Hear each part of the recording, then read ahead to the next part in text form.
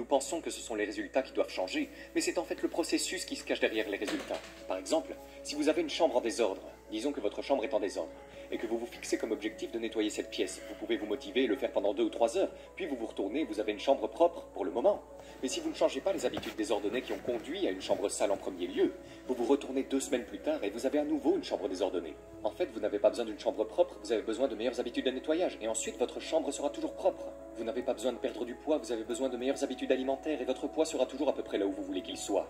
Vous n'avez pas besoin de plus d'argent, vous avez juste besoin de meilleures habitudes financières, et ensuite vous aurez toujours assez d'argent pour gérer les choses qui se présentent à vous. Et je pense que c'est l'une des raisons pour lesquelles les petites habitudes comptent tant. Elles ne transforment pas nécessairement votre vie du jour au lendemain, tout de suite. Par exemple, faire une seule pompe ne transformera pas votre corps, mais cela vous permettra d'être le genre de personne qui ne rate pas ses entraînements. Ou méditer pendant 1 minute ne vous donnera peut-être pas un sentiment immédiat de calme dans votre vie, mais cela vous permettra d'être un méditant. Le véritable objectif n'est pas de courir un marathon, le but est de devenir un coureur. Le but n'est pas d'écrire un livre, le but est de devenir un écrivain. Parce qu'une fois que vous avez adopté cette identité, vous ne cherchez même plus à changer de comportement. Vous agissez simplement en alignement avec le type de personne que vous vous voyez déjà être. C'est un peu comme le vrai changement de comportement est vraiment un changement d'identité. Parce qu'une fois que vous avez changé cette histoire interne, il est beaucoup plus facile de s'affirmer chaque jour. Vous n'êtes même pas vraiment motivé à le faire. Vous vous dites, c'est ce que je suis maintenant. Il y a une sorte d'effet yo-yo, vous savez, comme quelqu'un qui s'entraîne pour un semi-marathon, et puis il court la course, et cette course l'a motivé à s'entraîner pendant les 3 ou 4 derniers mois. Et puis, la course se termine, et il arrête, et prend une semaine de repos, puis une semaine se transforme en 2 semaines, puis 2 mois, et ainsi de suite. Et puis il se retourne 4 mois plus tard en disant « Mec, ça fait des mois que je n'ai pas couru, je dois m'inscrire à une nouvelle course ou quelque chose comme ça. » Parce que si tout tourne autour de l'objectif, dès que l'objectif est atteint, vous n'avez plus cette motivation.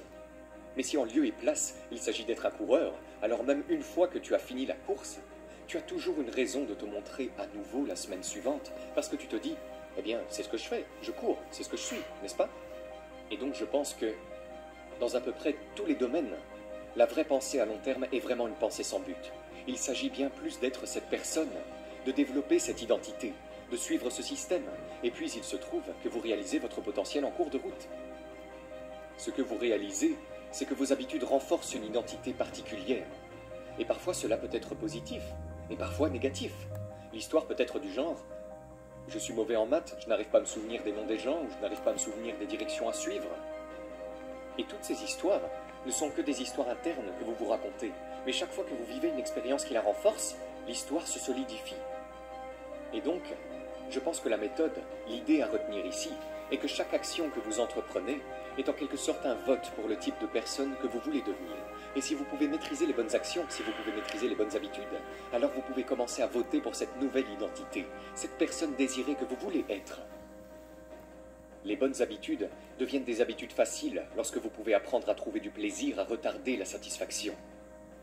Il n'y a pas de précipitation, construisez sur le long terme.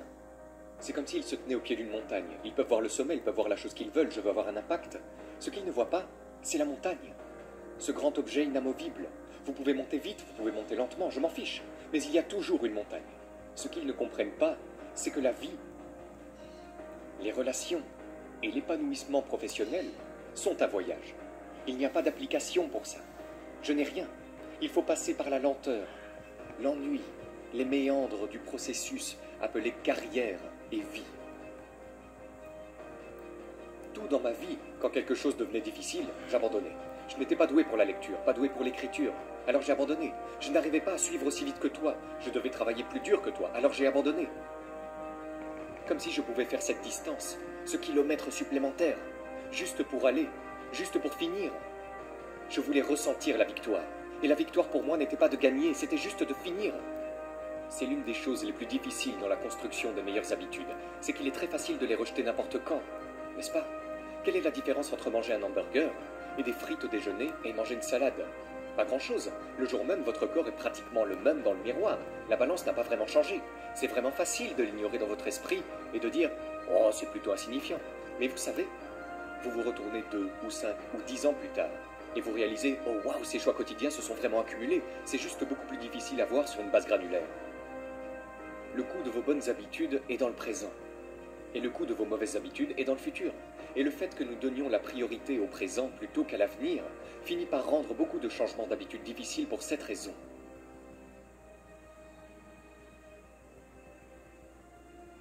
La forme ultime de gratification intrinsèque est une réaffirmation de votre identité désirée.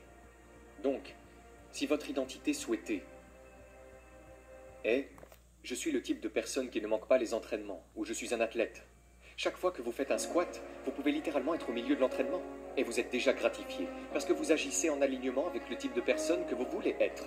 C'est comme « oh, je viens de faire ce mouvement, je n'ai pas manqué cette séance d'entraînement, ça fait du bien ». Maintenant, je pense qu'il faut un peu de temps pour arriver à ce point où ça vous ressemble vraiment. Vous savez, vous pouvez imaginer que quelqu'un va à la salle de sport la première semaine ou le premier mois. Il ne s'identifie pas encore tout à fait de cette façon parce qu'il n'y a pas passé assez de temps. Steven Pressfield, je crois que c'est dans The War of Art, il y a un passage où il parle d'un loup et comment le loup développe un territoire, n'est-ce pas? Mais la seule façon de développer un territoire, c'est d'être là, de marcher sur le terrain tous les jours. Et alors, tu peux commencer à sentir que c'est à moi, c'est ma maison. Et il parle des écrivains qui font cela en arrangeant la chaise, l'ordinateur et le bureau de leur territoire. Et cela devient leur terrain.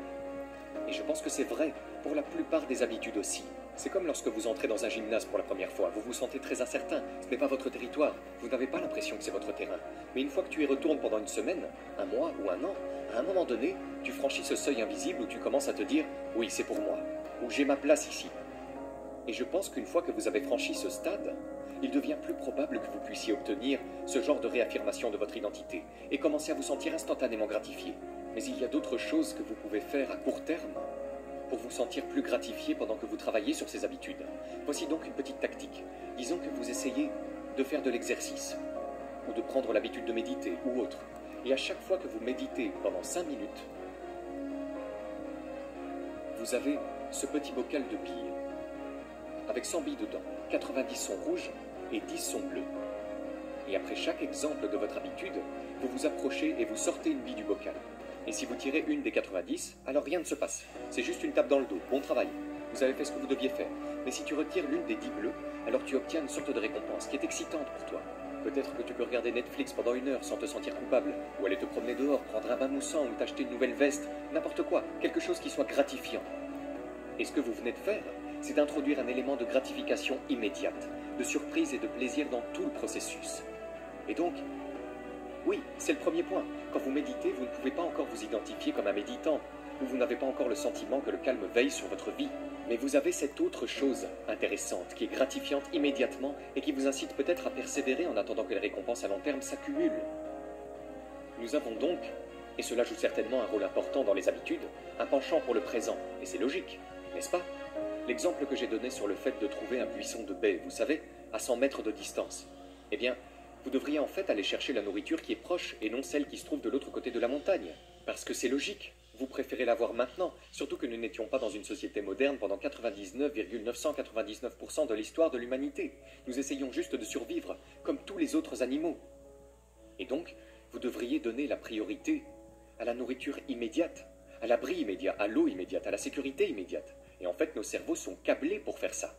Mais dans la société moderne, c'est une toute autre histoire, parce que nous avons toutes ces choses qui font que nous devons donner la priorité aux résultats différés. Vous allez à l'université maintenant, et vous serez diplômé dans 4 ans. Vous épargnez pour votre retraite aujourd'hui, puis vous prenez votre retraite dans plusieurs décennies. Vous vous présentez au travail cette semaine, puis vous recevez un chèque de salaire dans 1 mois.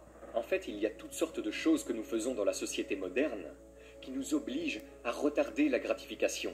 Et cela va un peu à l'encontre de notre câblage ou de notre préférence biologique.